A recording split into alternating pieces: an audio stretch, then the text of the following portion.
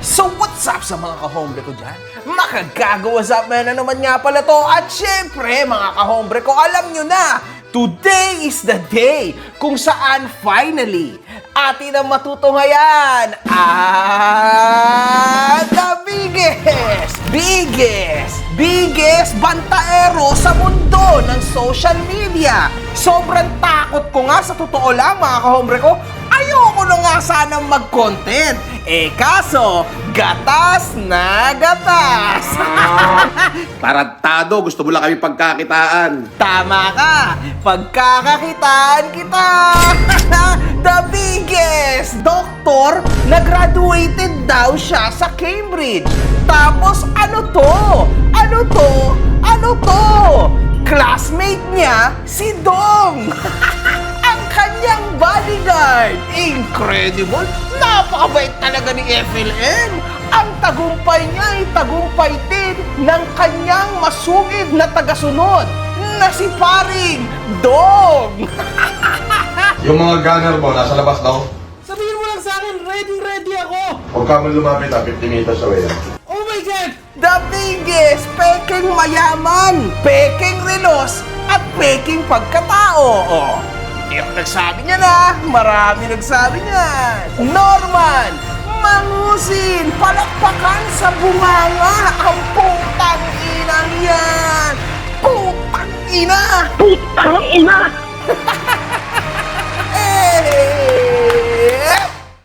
3, 2, 1,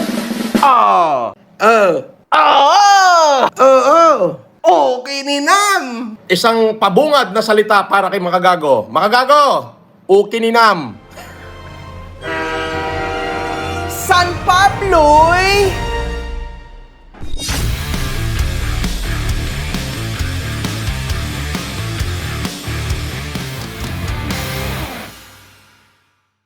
Hinahanap mo ba ako sa Facebook? I-follow mo na ako. Eto ang page ko. Sa mga hindi nakasubaybay, meron na tayong 10 videos ukol kay Francis Leo Marcos aka Norman Gusgusin. Oh my God! Sabay-sabay 3, 2, 1, gatas na gatas mga kahombre ko!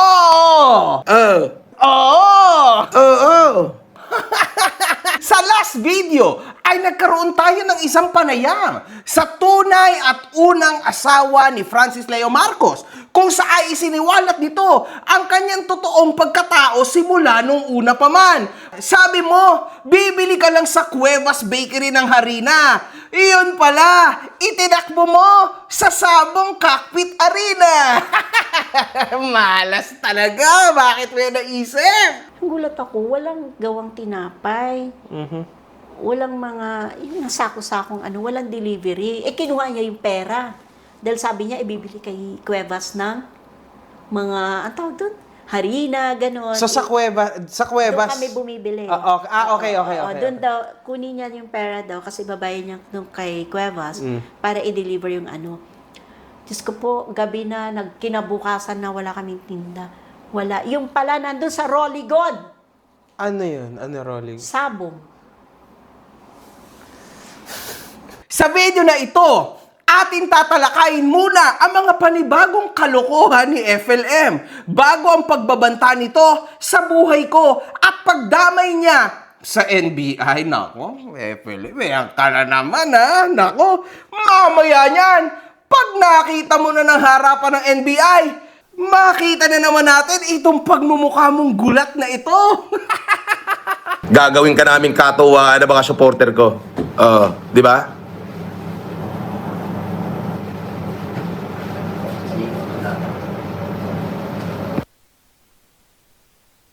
Nasaan? Nandiyan, boss. Sa labas ng village. Alam niya? Ewan, boss. Basta andyan. Siguro yung mga vlogs mo noon na halukat, lalo na yung address noong nagpadala ng J at T. Ayan, boss, pukin ang ina mo. Tignan mo kabubuhan mo. Huwag ka mag-alala, boss. Sabihin namin huwag papasukin. Sige. Kami bahala, boss. Haharangin namin. Kasi alam naman naming matanda ka na at tuwag ka pa. Okay, sige. Okay lang. Buti sinabi mo huwag papasukin. Oo, boss. Kurang ka na eh. Tapos alam naman nating duwag ka talaga eh. Huwag talaga papasukin. At saka kamo huwag papasokin, sabihin. Kami bahala, boss. Sige. Sige.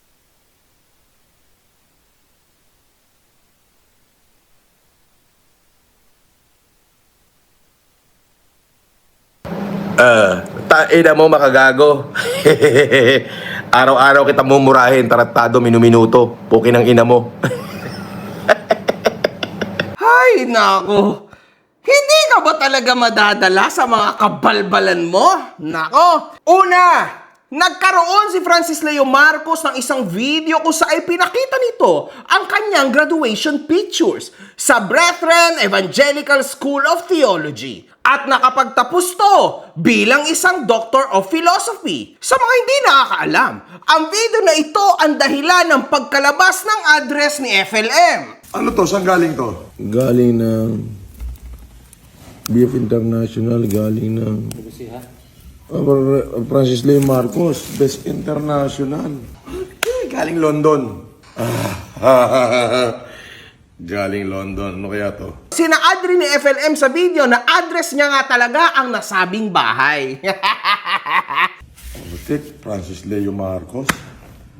Puta mo kang hihingi ng tulong yung London. Huwag mo nang yung makita yung address ko. Makita yung address ko. Kaso, itinatanggi niya. Pumunta raw ng BF Homes at naggangangak daw. At nandoon daw ang bahay ko. Putang ina mo, ang bobo mo talaga. Bakit ka dyan sa ibang bahay pumunta? Tapos, aaminin niya. Pagpunta mo ron, naka-video ka, nasa kalsada ka, ano ko, sira ulo, bababa ko yung sarili ko para sa isang budoy na katulad mo? Subukan mong pumunta ng huwag ka mag-camera.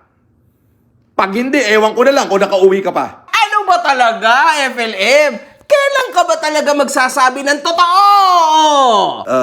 Oo. Kumakalat ang isang artikulo kung saan ang nasabing eskwelahan ni FLM ay walang pahintulot ng CHED. From Inquirer.net, in a statement released yesterday, September 11, CHED said that the Brethren Evangelical School of Theology, which is based in Gapan, Nueva Ecija, does not have a permit to operate as per CHED records. Anyway, si FLM mga kahombre ko ay nakilala bilang isa sa mga malulupit na palos pagdating sa pamimeke ng kanyang mga papeles. Di ba? Marami tayong mga patunay dyan. Unang-una na sa lahat, ang kanyang passport na magkaiba ang kanyang details sa kanyang birth certificate. At sino naglabas niyan? Siya rin! Ang galing mo talagang matanda ka! Automatic na yun. Pineke ba naman ang kanyang birth certificate? So, ibig sabihin, napakadali na rin at the same time, napekeen ang lahat ng kanyang mga dokumento. Tama? Now, mga kahombre ko, naandito ho tayo sa pagtatanong. Di ba? Paano nangyari na magkaiba ang details mo sa passport mo at sa iyong birth certificate? Huling-huli na siya sa akto, pero ito ang sagot niya sa katanungan nyo. Sir, bakit magkaiba yung birthday mo?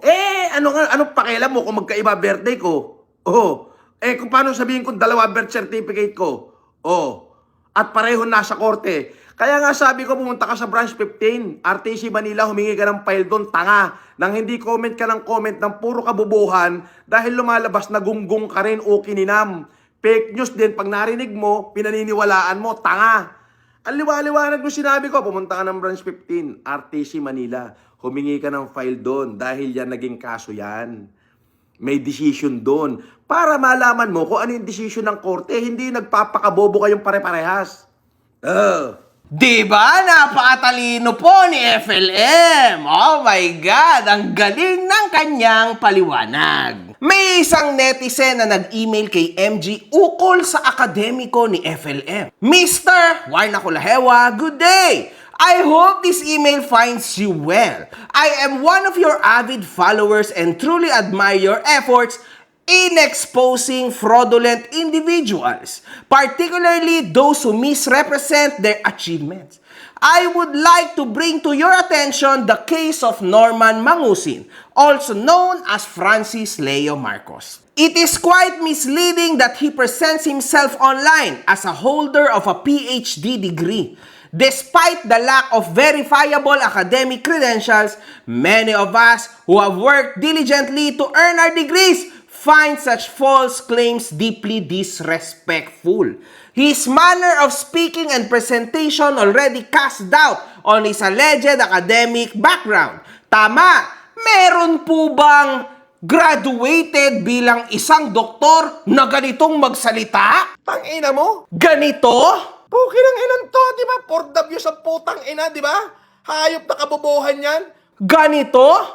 Ilalampasok kita dyan sa harapan ng bahay mo. Diyan dyan sa San Pablo, puta, ipapalo-palo ko yung mukha mo. At hindi lang yan, panay na panay rin ang pagbabanta. Nagyabang ka, pupunta ka sa bahay ko. Sa ibang subdivision ka naman pumunta, puking ina mo, nandun ka lang sa kalsada. Pero buti na lang, wala ako doon.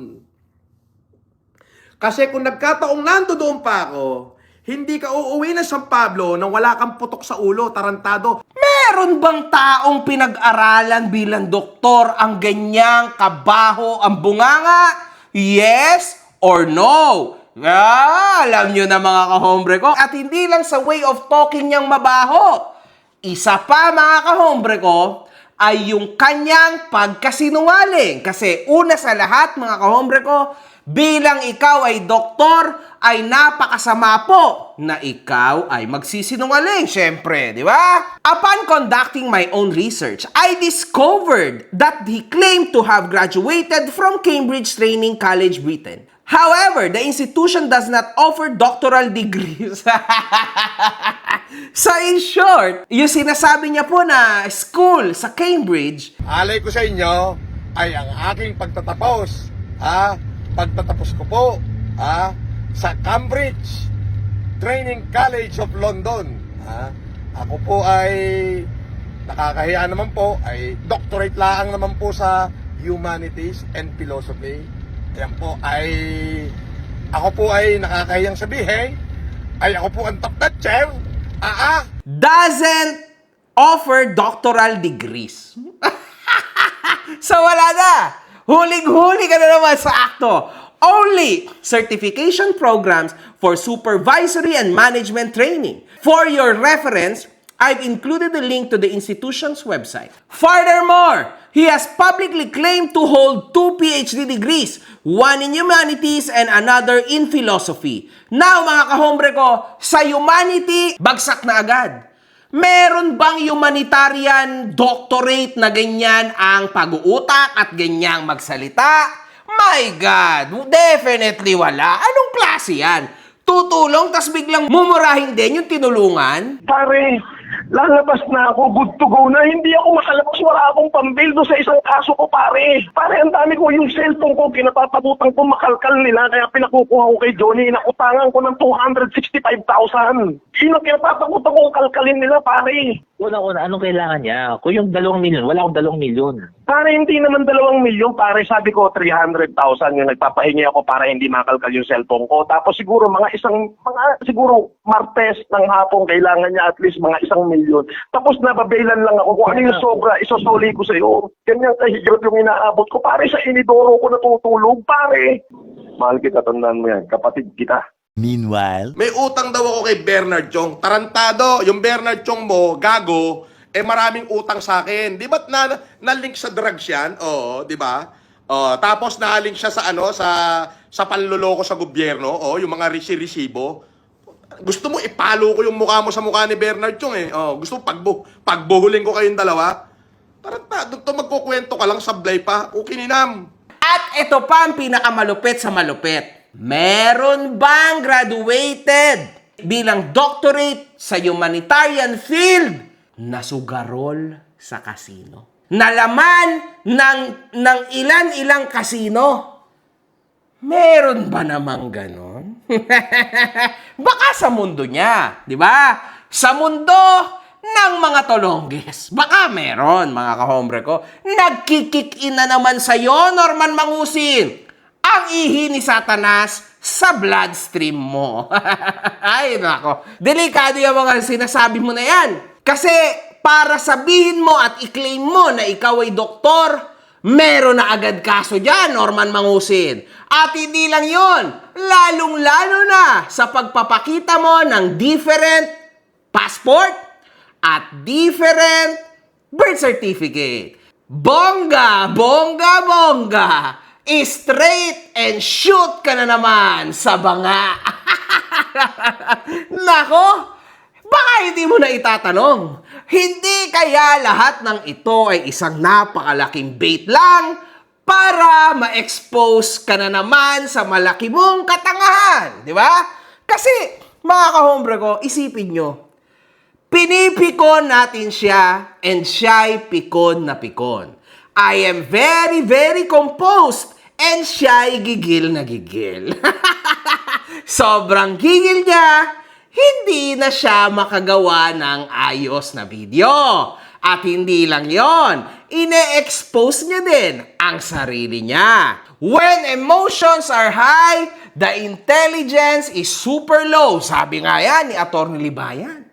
So dapat, mga kahombre ko, kung ako sa'yo, FLM, una sa lahat, tanggalan mo ng trabaho yan si Casper. Kasi wala naman yung kwenta sa'yo. Ang dapat sa'yo ay editor. Casper! Casper! Iniinsulto mong maigi ang pagka-YouTuber ko, ang pagka-influencer ko. Sabi mo nga, kung hindi rin lang ako magbibideo, wala akong kikitain. Sinungaling ka na naman. Hindi ka na naman nag-background check. Hanggang kailan ka ba magiging ganyan? Yan ang tanong ko sa'yo, di ba? Dapat, bago ka maglabas ng kung ano sa bunganga mo, inaaral. Pino-persuade mo munang mabuti. Hindi yung mag-a-act ka na strong, tas kung ano-ano na lang ang ilalabas mo sa mabaho mong bunganga. Tama? Masama yan, masama yan, Norman Gusgusin. Kung ako sa'yo, magdasal ka at laklakin mo ang holy water. Baka sakali na masalba ka and you might even go on the biggest and deepest ever repentance sa human history. Malay nyo, mangyari yon, di ba? Malay nyo lang naman. Wala namang imposible. Pero baka magkaroon tayo ng record at maging imposible yon kay Norman Gusgusin. As you know, that is practically impossible unless it is part of a recognized joint or interdisciplinary doctoral program. Earning even one PhD requires years of full-time research, coursework, comprehensive examination, and the completion of an original dissertation. Mga kahombre ko, sa dami-dami ng sinabi ng netizen na ito, my God, umpisa pa lang, bagsak na! Full-time research. Mga kahombre ko, itong tao na to hindi marunong mag-research. Sa akin pa nga lang, hindi niya alam kung sino ba talaga si MG. Basta na lang siya sumugod at basta na lang siya tira ng paulit-ulit. Ngayon, mga kahombre ko, sobrang lap trip. Kasi wala na siyang choice, no? Diba? Nasabi na niya before, diba? Iniisip niya lagi na duty call daw ito, mga kahombre ko. Na mura-murahin ako twice a day. O, kaya ako nag-live kasi baka isipin ni Gago na tratado siya minuminuto. Baka isipin niya kasi na nakakalimutan ko na yung duty. Duty call. Tawag doon, kinang-ina mo o gag. Ganun lang tawag doon. Wala na iba. Diba? May sarili kang mundo eh. Tulad niyan, sabi mo, Di kalibre utak nito, pare. Paano mo ako ba didimanda? Wala akong binabanggit na pangalan. Tarantado. Ganun ako katalino, putang ina mo. Hindi ako bobong katulad mo. The word gago, ogag, makaogag, makagago is a general name. I can call anyone. Kahit yan, puro kayo makagago lahat. Ina-advisean ako lagi na abogado ko na huwag kang gagawa ng bagay kung saan pwede kang makulong. Okay lang yan, magmura ka na magmura. Wala kang binabanggit na tunay na pangalan. Wala kang binabanggit na tunay na pangalan. Wala kang binabanggit na tunay na pangalan. Yan, okay lang yan. Okay lang yan, murahin mo ng murahin, sabi ng abogado ko. Pero huwag kang gagawa ng hakbang na kung saan pwede kang makulong. Putang ina! Ako po si Makagago, si Mark Jason Swalswalisalsal. Ako si Mark Jason Swalswalisalsal. Ayan, Makagago. Mark Jason Swalswalera. Oh, yeah, mukha niya. Oh, yeah, mukha niya. Tignan yung mukha. Puro laki ng katawan at laki ng bunganga. Poki ng inan to. Oh. Paanong hindi po pwede, Norman Gusgusin? Sino ba si Makagago? Ha? Sino ba si Makagago? At isa pa, in-identify mo pa kung sino ako kasi pinakita mo pa yung picture ko. Ano ka ba talaga, man? Alam mo, Norman Gusgusin, kahit sinong nasa katinuan ng pag-iisip niya, no? Hindi gagawin niyang ginagawa mo, no? Unless meron kang matinding pinanghahawakan tulad ng sinasabi mo na sinasabi sa'yo yan ng abogado mo. Murahin mo lang na murahin. Basta hindi mo binabanggit ang pangalan. Now, Mr. Norman Gusgusin, do I believe you na ikaw ay nagtanong sa iyong abogado? Sa tingin ko, hindi. Walang sino mang abogado ang magsasabi ng ganyan. Tandaan nyo yan, mga kahombre ko.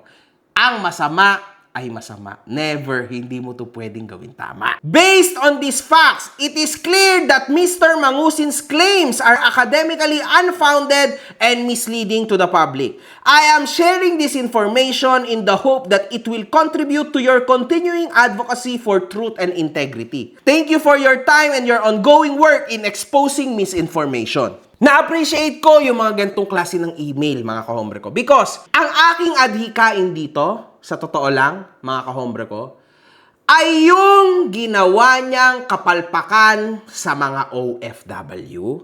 And at the same time, ang kanyang mga misinformations na pinagsasasabi, nakakadagit siya ng mga kawawang mga OFW. Mga kahombre ko, ano ba ang pinaglalaban ni Makagago Wazapman dito? Siguro tinatanong nyo kasi ako, wala naman akong personal na galit dito kay Norman Gusgusin. Hindi naman niya ako naloko, wala naman siya ginawang masama sa akin, no? Sa totoo lang, kundi itong mga pagmumura niya sa akin, pero anyway, trash talk. So, ibig sabihin, rekta na to sa basurahan. Tama? Pero, mga kahombre ko, eto yung masakit sa akin. Imaginein mo, isa kang OFW. Alam mo sa sarili mo kung gaano naging napakahirap na makakuha ng kahit isang ID mo. Kukuha ka ng isang ID mo, ang hihingiin sa'yo 10 dokumento. Mapatunayan mo lang na ikaw talaga ito. Pero bakit, mga kahombre ko, etong tao na ito, kitang-kita na, ayan no, siya na mismo nag-e-expose sa sarili niya. Magkaiba ang passport niya at ang kanyang birth certificate. Bakit itong mga ganitong klase ng sitwasyon nakakalusot? Dahil may pera. 'Di ba? Lalo na nung unang panahon, mga kahombre ko. Talamak po yung mga ganyang sistema dito. Samantala, yung mga legitimate, mga kahombre ko, na nangangailangan ng dokumentong mga OFW para makalipad at hanapin ang kanilang mga future, hirap na hirap makahanap. Yan yung motibo, mga kahombre ko, sa totoo lang. Because this guy needs to learn at kailangan makita ng mga tao sa ating bansa na hindi natin kailanman tatanggapin ang mga misleading and fraudulent actions ng mga gentong klase ng tao. Tandaan nyo, hindi dapat ine-embrace ang ganitong klaseng culture. Ha? Kung ano yung tamang daan, doon dapat tayo. Kasi dyan mababago ang buhay ng bawat isang mamamayang Pilipino. Ngayon naman, I really believe in the system now. Kasi legit, mga kahombre ko, napakahirap, if not impossible mo nang madugas, no, ang lahat ng ito. Pero noon, it was very possible. Lalo na't may konti kang padulas. At yon ang iche-check nating lahat very soon, mga kahombre ko. Nung kami nag-usap, itinanong ko sa kanya, kailan mo ibabalik ang pera? So it means, hindi ko bigay sa kanya yun. Dahil alam naman niya, utang dito, utang doon ang ginawa ko. Wala naman. Since wala naman akong savings, wala naman akong perang ganon. Opo. Dahil nagpapaaral ng nursing sa Chicago. Tapos, Yes. eto ka mo, nung kami tinanong ko na, nung siya nakalabas na, Opo. tinanong ko kung kailan mo ibabalik. Ayun, minura na ako. Hayop na po. Minura na niya ako. Oo, tinanong ko, o kailan mo ibabalik yung pera? Kasi, lahat naman yan yung inutang ko lang na may tubo. Ayun, minura na ako. Hayop na po. Sabi ko, ito palang taong to. Hindi, anong klaseng tao yan? Nga Kasi po. kami naglabas sa kanya, ayun, minura pa ako. So nakita nyo na. So ganyan po talaga mga kahombre ko ang defense mechanism ng tao na ito. Kapag wala na siyang maisagot, pagmumurahin ka na lang. Laugh trip ano?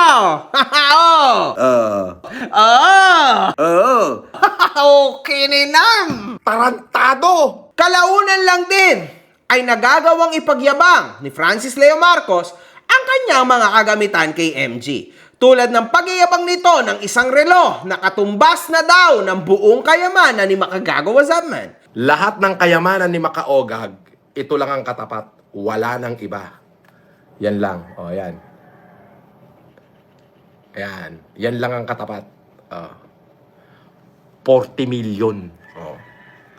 Yan lang ang katapat. Lahat ng kayamanan ni Makaogag. Kumakalat ngayon ang naging conversation ng di umanong kanang kamay ni Francis Leo Marcos na si Dong Batalan na nagbebenta ng mga Class A or fake na mga Rolex watches. So ito po ang kumakalat din ng conversation ayon kay Fuji News. Okay mga kahombre ko? Yan makikita po natin dito na may relos na Rolex. It is very familiar. Ayan yung mga pineflex ng amo niya na si Francis Leo Marcos. Okay? Kay Norman ata yan Vice Doc. Hindi sir, binebenta ko yan. Baka gusto mong mag-resell, sir. Magkano ang asking price niyan, Vice Doc? Binebenta ko kasi ng 25K yan. Sir, kasi sa market 45K sa'yo, sir, 20K na lang. Ay, nako. Magandang klase yan, sir. Baka gusto mo kuya ng relo. Wala tayong pambili niyan, boss. Hehehe. Sige, benta muna natin yung resort. Sige, boss. Baka meron kang kilalang mahilig sa relo. Benta mo, 20K. Meron ka ng 5K. Naku, ang galing mga kahombre ko. Madami kasi boss sa Green Hills niyan, boss Ganun ba? Cloned lang yan. Class A. Pwede mong ibenta kahit 50K, kuya. Di ka mapapahiya dyan. Parang original ang quality niyan. Japan machine. Wow! Lumabas din kay Dong ang ating inaasam-asam na fake at clone. Palakpakan ang putang inang yan. Nakikita mo ba yan, Norman Gusgusin? Mga tao mo rin ang naglilik sa mga kahibangan mo. At huwag nating alisin yung sikat na ex-secretary mo na si Yama na siya ang naglabas ng lahat ng wiretap mo. Anong pinagsasabi mo na AI yon? Tapos biglang dito, sasabihin mo na in-splice yung video.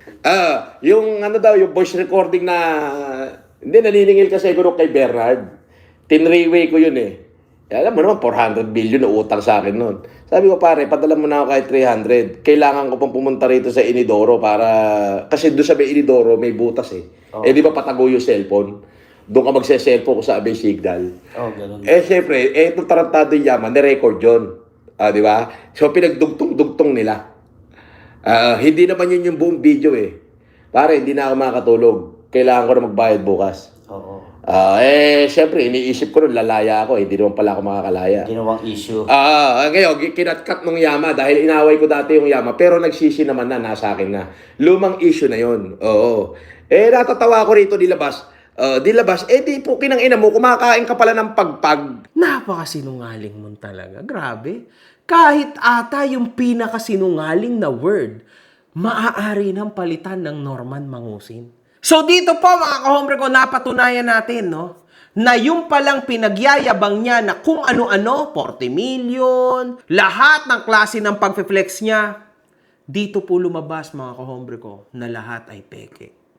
Ano naman ang isasagot mo ngayon? 'Di ba?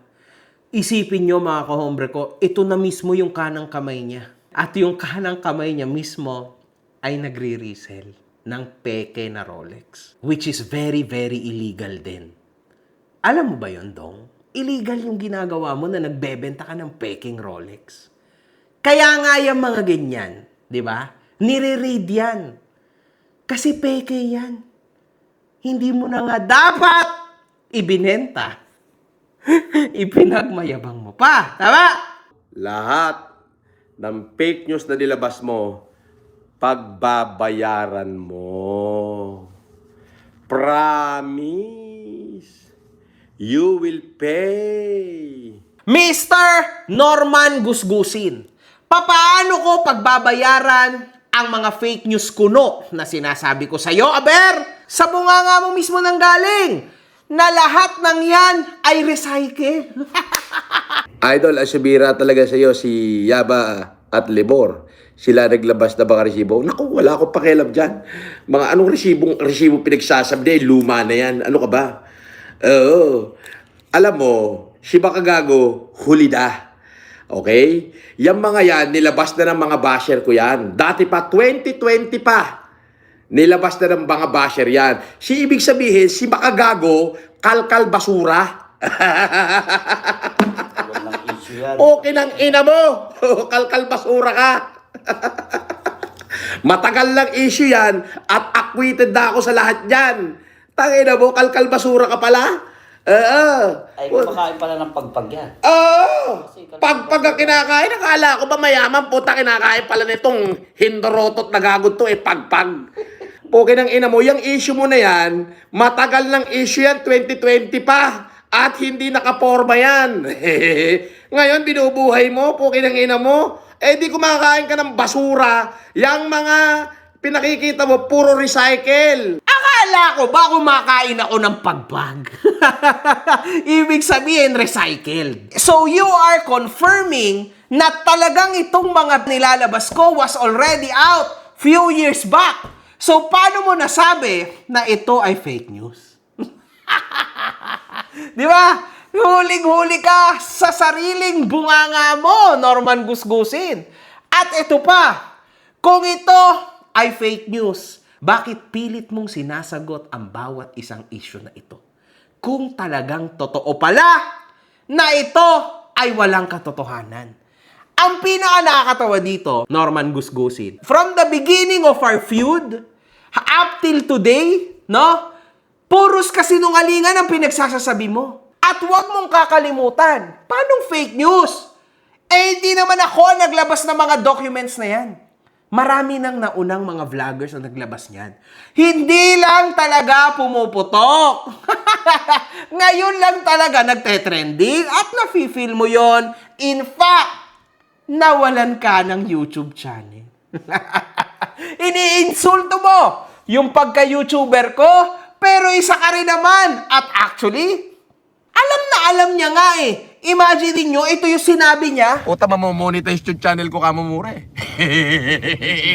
Ba't dito siya nagla-live? Bawas na ba? Taratado, imomonetize ko to. Oo. Para dalawa yung monetization ko. Tanga. Ang hida-hida mo. Hindi mo ba alam na habang nandiyan ka nang babas ka sa akin, watch hour kita? Okay nang ina nyo. Ngayon, syempre, ito i-monetize ko to. Putang na, siya ka naman nakakita kung paano hindi naging dekalibre utak ng FLM. Biruin mo, minumura niya lang kayo, kumikita pa siya. Putang na yun ang mga utak. Dekalibre. Dito ako magla-live para ma-monetize na. Di ba? Binabash mo ko dyan. Watch hour ko yan.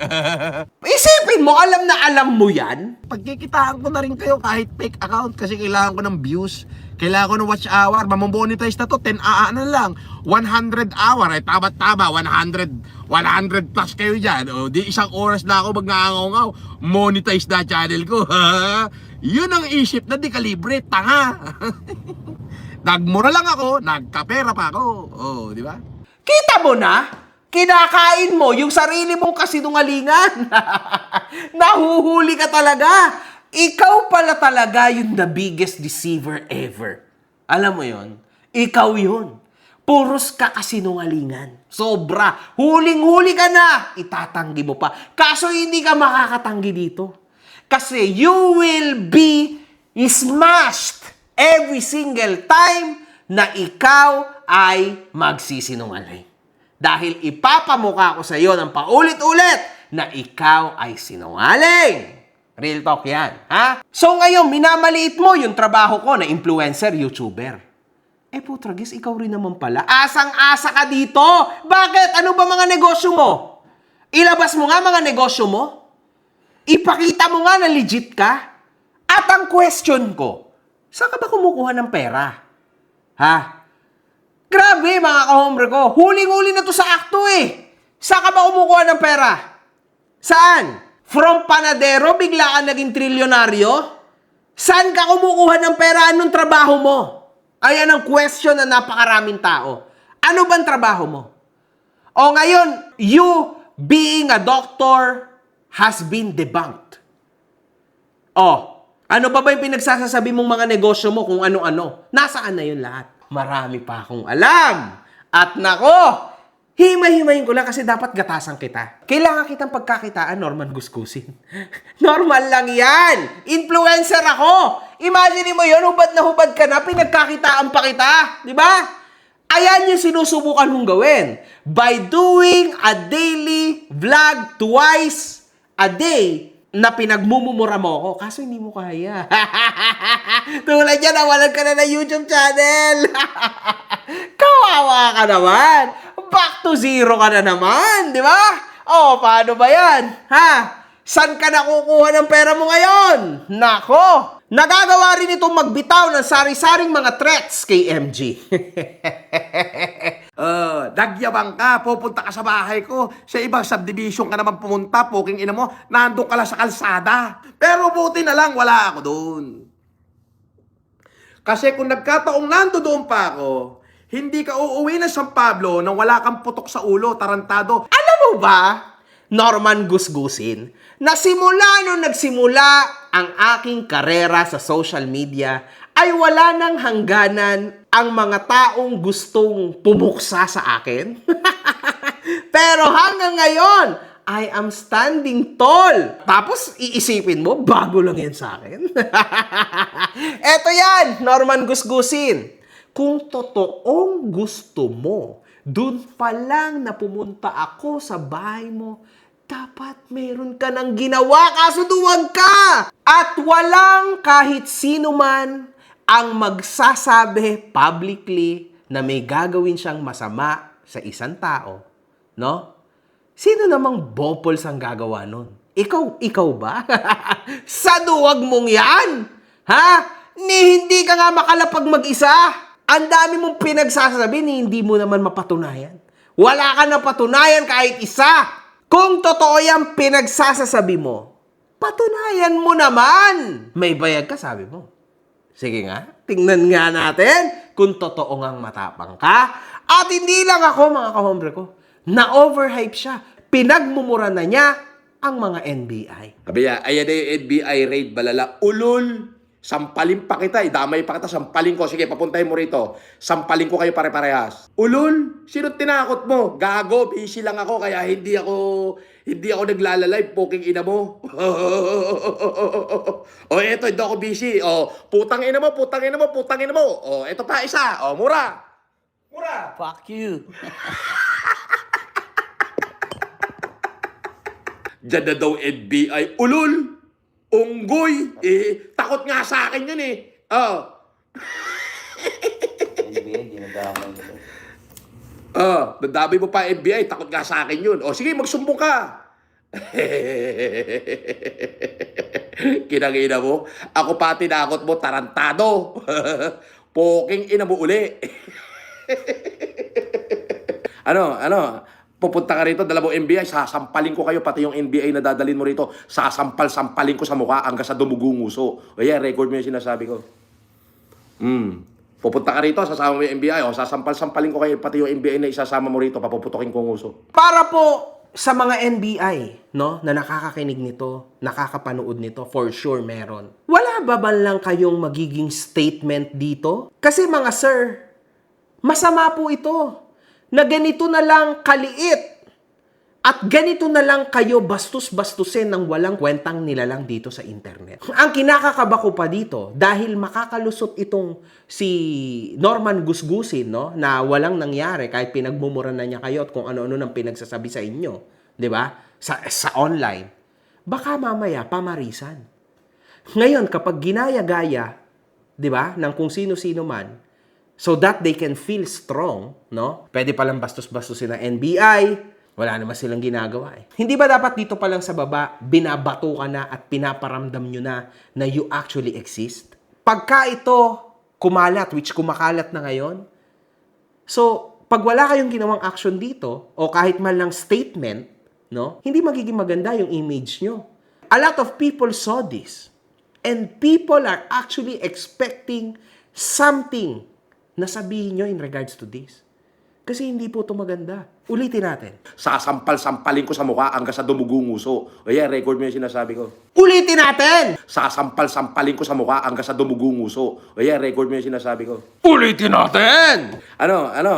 Pupunta ka rito, dalawang NBI, sasampalin ko kayo, pati yung NBI na dadalhin mo rito, sasampal-sampalin ko sa mukha hanggang sa dumugong nguso. O yan, record mo yung sinasabi ko. Pupunta ka rito, sasama mo yung NBI, o sasampal-sampalin ko kayo, pati yung NBI na isasama mo rito, papuputokin ko nguso. Kinam, Norman Mangosin! Utang ina mo, iyak! At ito pa ang pinaka matindi sa lahat. Sigurado ko yung mga matatalino na intindihan nyo. At nakita nyo. Napansin nyo ba?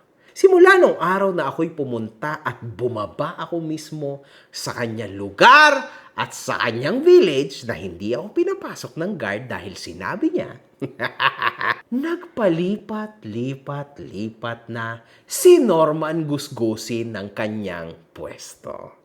Hindi na siya ever nag-live nang siya'y nasa Las Piñas. Bakit ko alam? Dahil sa background, alam niyo yan. Talagang magtataka ka. Matapang ba talaga ito? O magaling lang talaga tong magsalita? Ano ba ang totoo sa hindi sa tao na ito? Meron ba talagang totoo sa tao na ito? Man, this investigation will go farther hanggat meron ako nakukuhang 100,000 up views. Ipagdasal mo, Gusgusin, na bumagsak ang views ko pag ikaw ang aking content. Kasi pag hindi, daily content ka. Gatas na gatas. Walang good fucking vibes. Op! Norman! Ito madalas ko sinasabi. Repent! Repent! Mga putang ina nyo kayo.